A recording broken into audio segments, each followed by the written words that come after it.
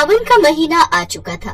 माता पार्वती भगवान शिव से पिछले कुछ दिनों से झूला झूलने के लिए कह रही थी, पर शिव जी अपनी तपस्या में लीन थे, इसलिए उस समय उन्होंने उनकी बातों पर ध्यान नहीं दिया।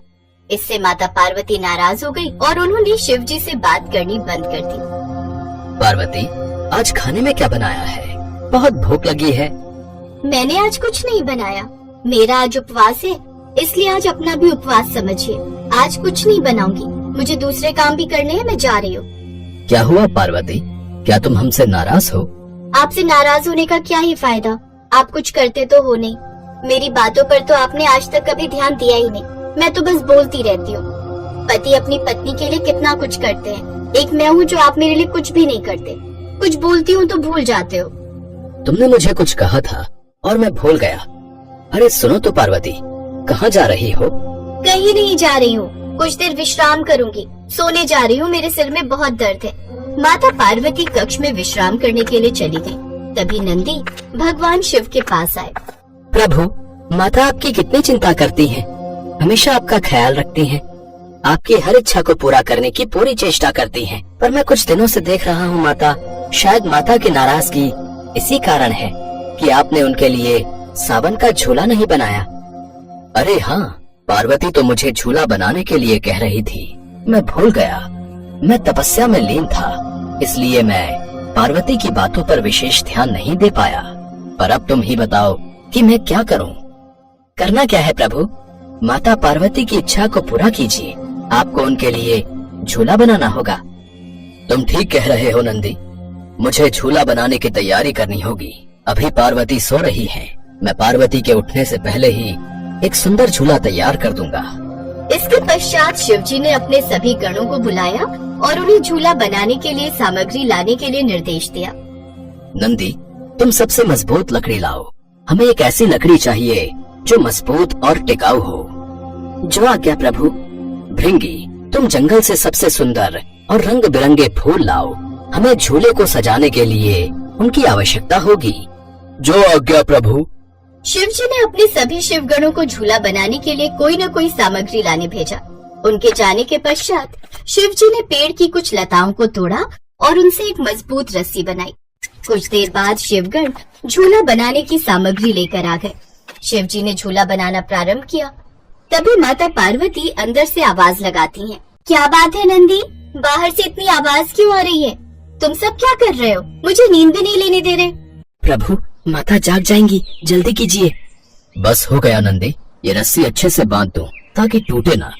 और फिर कुछ ही समय में कैलाश पर्वत के उपवन में एक बहुत ही सुंदर फूलों से सजा झूला बनकर तैयार हो गया। वो झूला जिसे भगवान शिव ने स्वयं अपने हाथों से बनाया।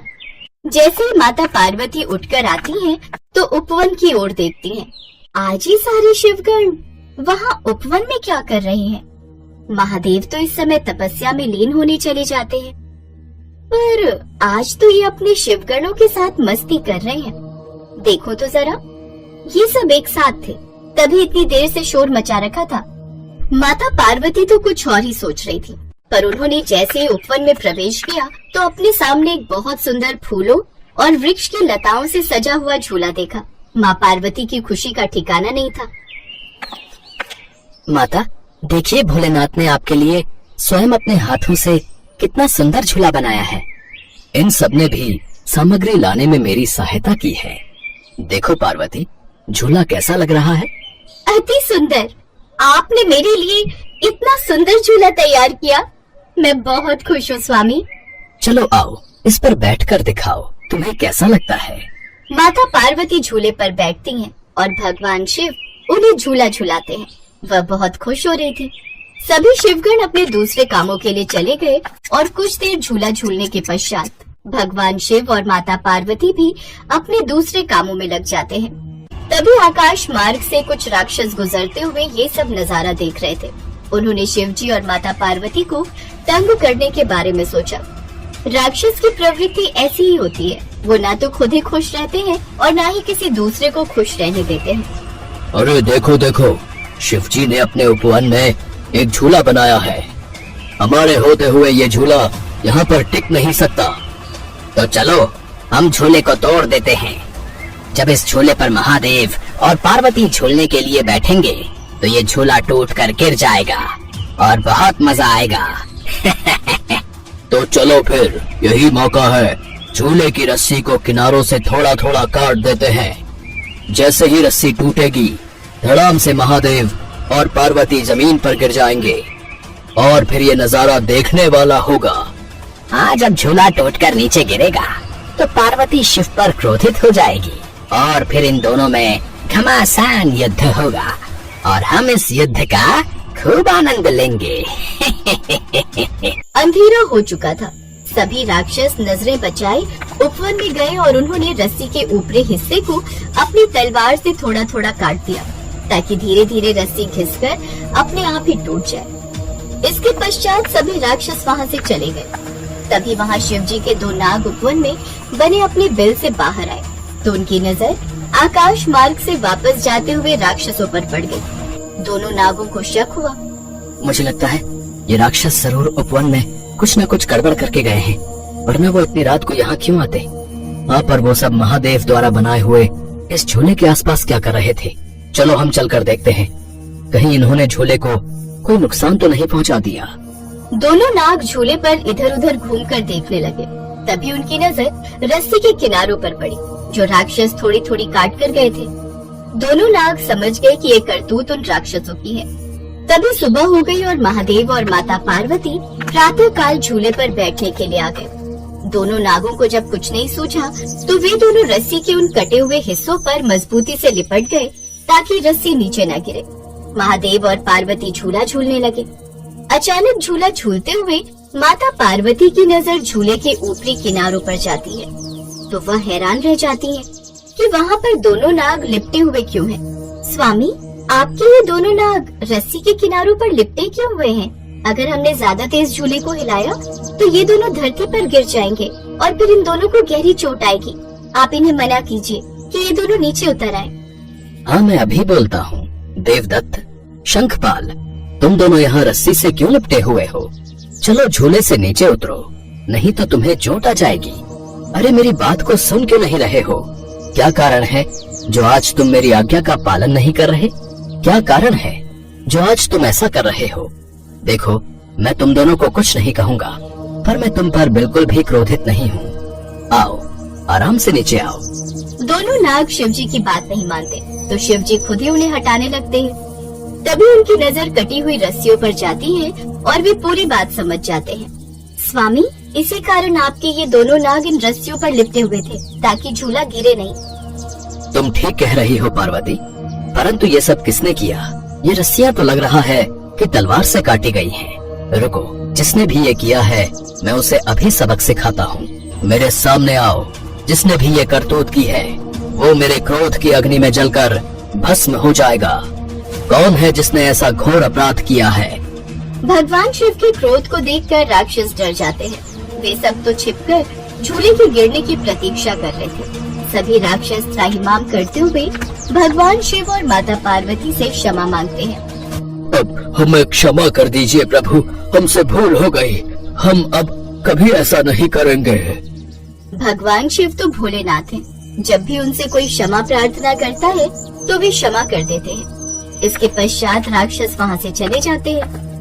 भगवान शिव अपने चमत्कार से झूले की रस्सियों को दोबारा जोड़ देते हैं। दोनों नाग स्नेह से उनसे लिपट जाते हैं। भगवान शिव भी उन्हें खूब स्नेह देते हैं क्योंकि आज उन दोनों नागों ने अपना सेवक धर्म निभाया था। इसके पश्चात श्रावण मास में रोजाना ही माता पार्वती और भगवान शिव उस झूले का आनंद लेते और माता पार्वती के चेहरे पर प्रसन्नता देखकर भगवान शिव भी बहुत प्रसन्न होते।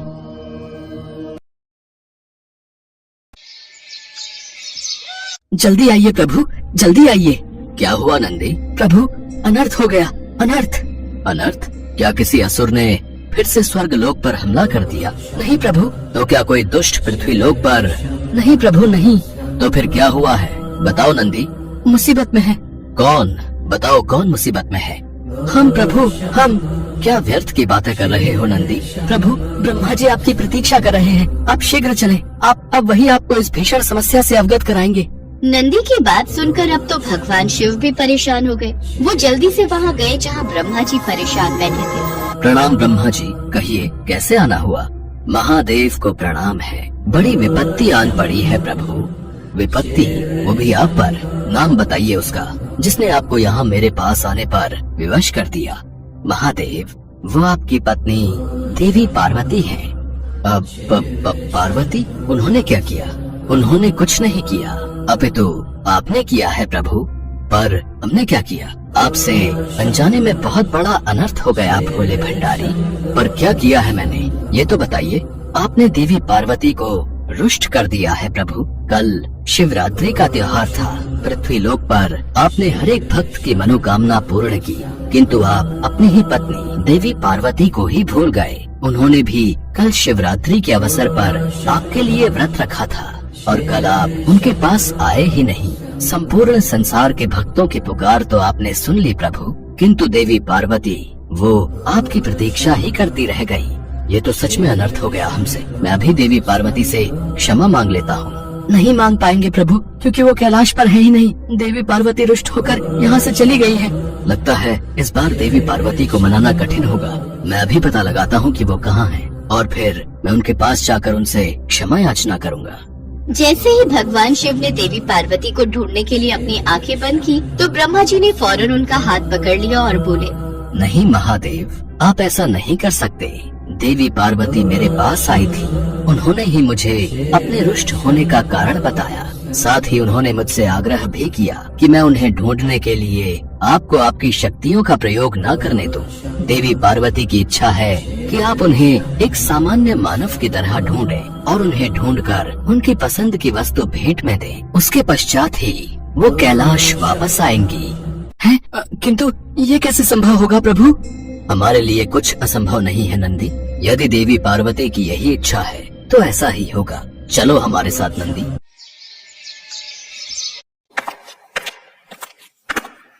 हे प्रभु, आप अपनी थोड़ी सी शक्ति का प्रयोग तो कर ही सकते हैं। माता को ढूंढिए ना।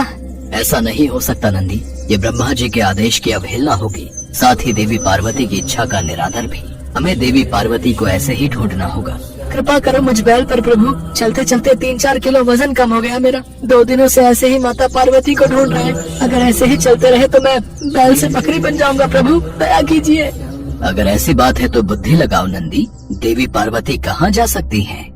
मैं समझ गया प्रभु, वो ना हो वो पर्वतों पर अपने पिता के पास गई होंगी। तुम सच में बैल बुद्धि हो नंदी। देवी पार्वती इतनी आसान चुनौती तो नहीं देंगी हमें, कुछ और सोचना पड़ेगा। नंदी आओ चले। मुझे ज्ञात है देवी पार्वती कहाँ मिलेंगी। है? ये तो आपका ही मंदिर है प्रभु, कितना भव्य और विशाल है। पर यहाँ क्या आप स्वयं से सहायता मांगने आए हैं? नहीं नंदी, देवी पार्वती चाहे कितने भी रुष्ट हो जाएं, पर वो मेरी पत्नी है, साथ ही मेरी परम भक्त भी। मुझे पूर्ण विश्वास है कि वो हमें यही मिलेंगी। बस अब इन नारियों में मुझे देवी पार्वती को पहचानना है। पर यहाँ पर तो हर नारी घूंघट में है महादेव। अब माता पार्वती को पहचानेंगे कैसे? वो मुझे पता है, पर क्या तुम्हें पता है कि देवी पार्वती को सबसे प्रिय वस्तु क्या है? नहीं महादेव। चूड़ियाँ उन्हें बहुत प्रिय है। अच्छा। तो खड़े क्या हो मूर्ख, जाओ जाकर चूड़ियाँ लेकर आओ। इतना सुनते ही नंदी फौरन भागकर सामने की दुकान से हरी हरी चूड़ियाँ लेकर आ गए और इधर भगवान शिव माता पार्वती को पहचानने की कोशिश करने लगे। तभी उन्होंने देखा कि घूंघट ओढ़े एक महिला गरीबों को खाना खिला रही है और ये देखते ही भगवान शिव उनके पास दबे पांव गए और उनका हाथ पकड़कर झट से उसमें चूड़ियाँ पहना दी। चूड़ियाँ पहनाते ही माता पार्वती ने अपना घूंघट ऊपर किया और फिर झुककर महादेव के चरण स्पर्श किए। हमें क्षमा कर दो देवी पार्वती। कर दिया प्रभु, और आपकी बुद्धि और विवेक को भी मान गई। देख लिया माता, ढूंढी लाए ना आपको। मैंने ही कहा था प्रभु से कि हो ना हो आप यही महादेव के मंदिर में ही मिलेंगी। नंदी की बात सुनकर तीनों जोर जोर से हंसने लगे। उसके बाद नंदी पर सवार होकर भगवान शिव और देवी पार्वती कैलाश की तरफ चल दिए। लेकिन माता पार्वती की नजरें तो बस अपनी कलाइयों पर ही टिकी थी, जिन पर महादेव की भेंट की हुई चूड़ियाँ खूब जच रही थी।